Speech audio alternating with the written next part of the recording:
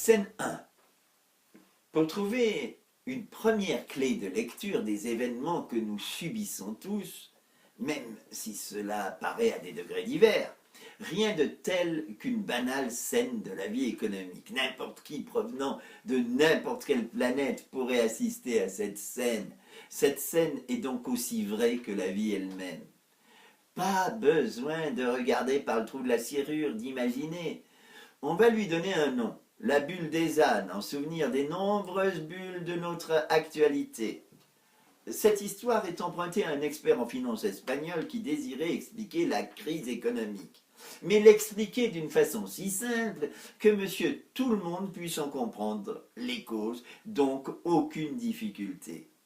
Un individu se présenta un beau jour dans un village où il n'avait jamais mis les pieds auparavant. Et il offrit à tous ses habitants 100 € pour chaque âne que ceux-ci voudraient bien lui vendre. Une bonne partie des habitants lui vendirent aussitôt leurs ânes, car c'était un bon prix. Il revint le lendemain dans ce même village et offrit un prix encore plus élevé, cette fois-ci 150 € pour chaque âne, et une fois encore, une grande partie des habitants lui vendirent leur âne. Les jours suivants, il offrit 300 €, et les habitants qui ne l'avaient pas encore fait vendirent les derniers ânes existants. Constatant qu'il ne restait plus un seul âne dans le village, il offrit, à ce moment-là, 500 € par tête, en faisant savoir qu'il passerait les acheter dans 8 jours. Et il quitta le village. Mais dès le lendemain, il envoya sur place son associé, avec les ânes qu'il avait achetés dans ce même village, et avec ordre de les proposer à 400 € l'unité, de les vendre en ça. Face à la possibilité pour tous les habitants de faire un bénéfice de 100 € dès la semaine suivante, tous les villageois achetèrent ces ânes à 400 € par tête, et ceux qui n'avaient pas assez d'argent en empruntèrent.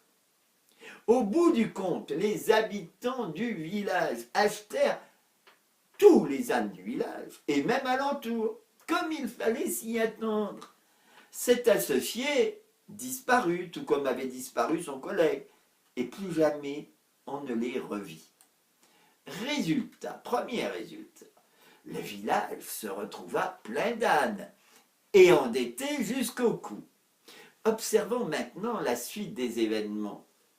Ceux qui avaient emprunté de l'argent, ne pouvant plus revendre leurs ânes, furent dans l'incapacité de rembourser leur emprunt.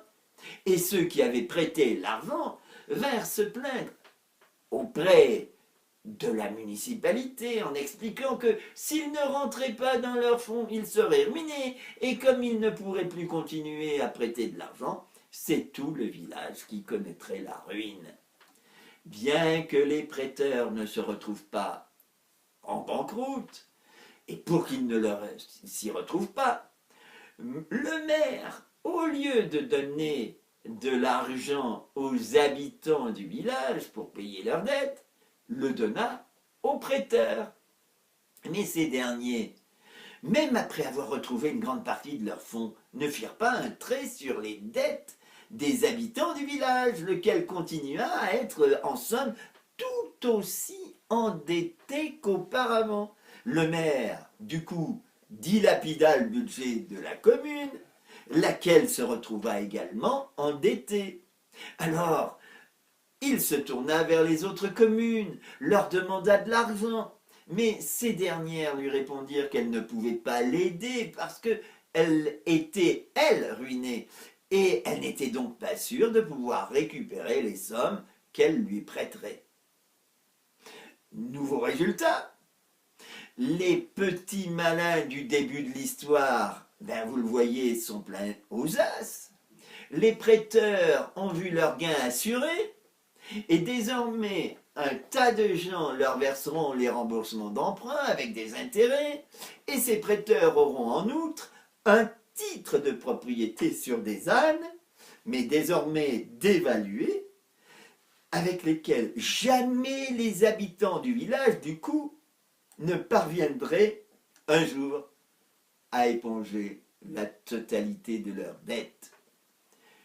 Beaucoup de gens sont ruinés, ils ont définitivement perdu leur âne, la mairie est également ruinée, résultat, ce n'est pas le dernier, et les dernières conséquences, pour résoudre tout ça et sauver le village, la mairie baisse le salaire de ses fonctionnaires. Eh bien, je vous laisse imaginer la suite de cette histoire, de cette première histoire, car nous en sommes bien là, vous le voyez. Que s'est-il donc passé? Cherchons à comprendre un certain nombre de choses. Un trublion, mais qui dicte les actes et les comportements à tout le monde, sans exception, a fait une entrée très remarquée. Il y a des gens qui, comme cela, disposent d'argent, peu importe de savoir ici comment ils en disposent.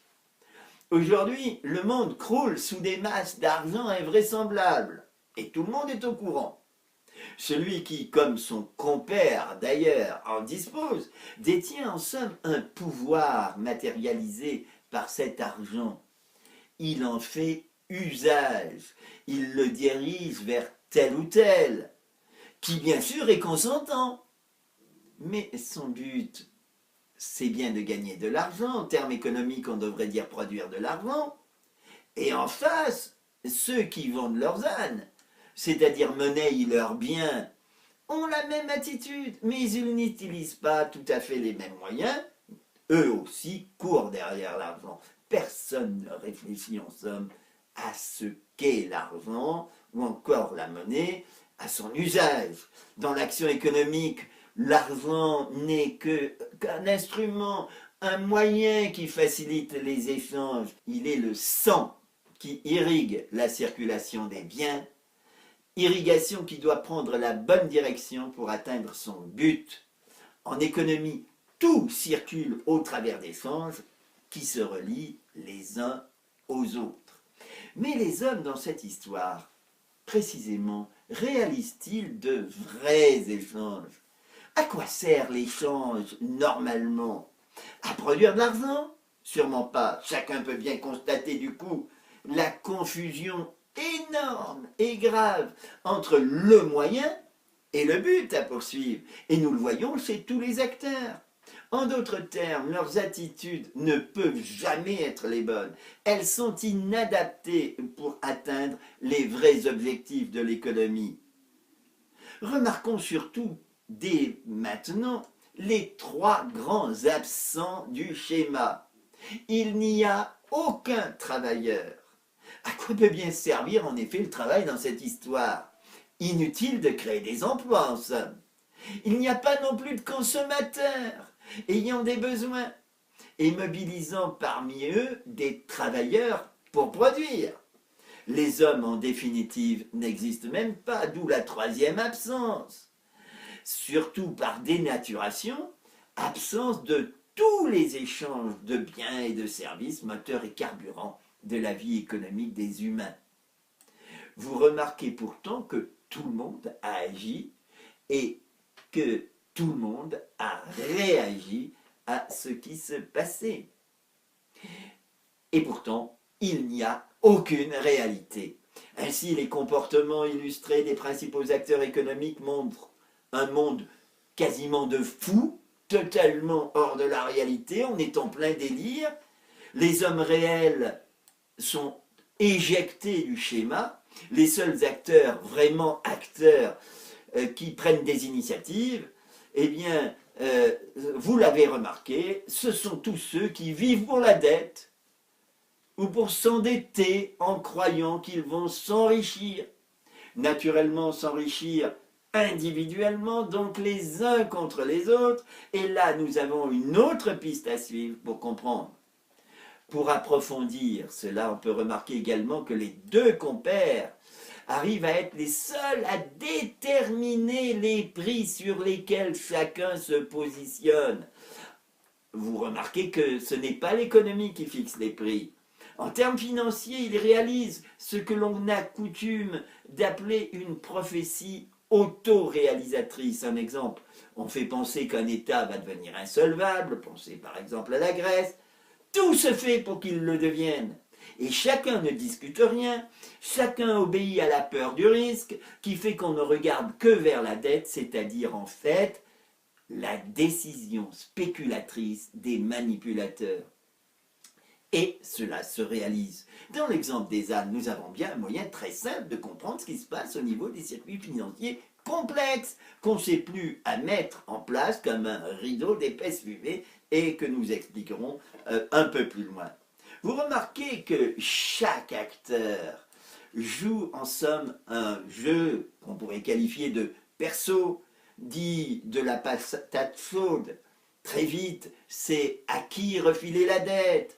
Cela conduit à des problèmes, pourrait-on dire, de mauvaise circulation. L'argent ne circule pas au bon endroit, dans la bonne direction. Il circule de façon anormale. Il ne sert à rien pour produire. Dans l'actualité, on parlera donc de la bulle des ânes, comme on parle de n'importe quelle bulle, et on imagine bien que toute action emmurée dans un tel contexte, vous vous en rendez compte, n'est que la prolongation de ce que l'on appelle vraiment cette économie de bulle.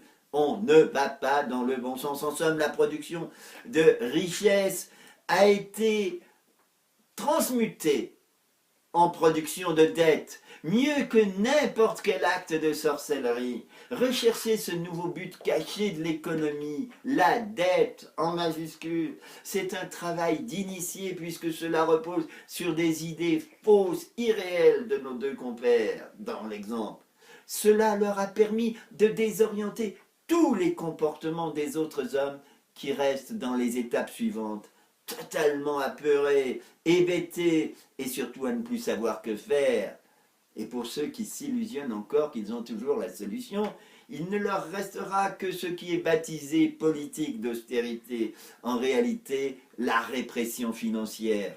Mais ils ne savent même pas comment la pratiquer, c'est tout dire. Car ils ignorent que la société ne peut se gouverner d'elle-même que depuis sa base, que dans une véritable auto-organisation de l'économie. C'est suivre alors le principe d'organisation et de transmission dans les échanges qui se nomme la subsidiarité. Seul l'échange invite chaque acteur à se tourner vers un autre acteur. L'irréalisme commence toujours par un refus de l'échange totalement libre en acte.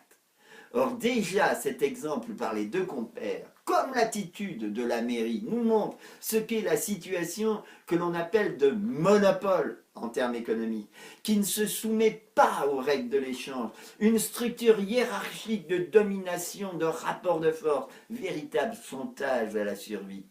Et chacun essaie, en somme, sa propre décision, toujours prise dans la division, les uns contre les autres. Nous en verrons bien les conséquences dans la scène numéro 4. Le moins que l'on puisse conclure pour cette première scène, c'est que l'attitude de ces acteurs dans ces économies ne correspond jamais au rôle, encore une fois, que l'on attend de tous, de vous, de moi, pour travailler, créer, produire des richesses. Toutes choses qui demandent du temps et surtout de la vraie collaboration solidaire. Chacun sait bien qu'on peut dire que toute la société aujourd'hui s'est entièrement organisée dans ses comportements pour vivre et même survivre, tant que cela semble durer, sur un crédit monétaire sans aucun rapport avec la réalité, donc sans aucun fondement, et constater qu'il n'y a plus qu'un Himalaya de dettes. La ruine se profile dans l'incompréhension totale à l'horizon, comme dans cette histoire. Et comme ici nous cherchons à savoir pourquoi tant de chômage, alors on sent bien que ce n'est pas la première de nos préoccupations quand on voit les hommes agir comme ils agissent. On ne risque pas, je le répète, de trouver une solution. En définitive, on constate donc ce monde où la plupart des comportements des hommes sont en perpétuelle errance dans le désert de l'irresponsabilité des hommes entre eux.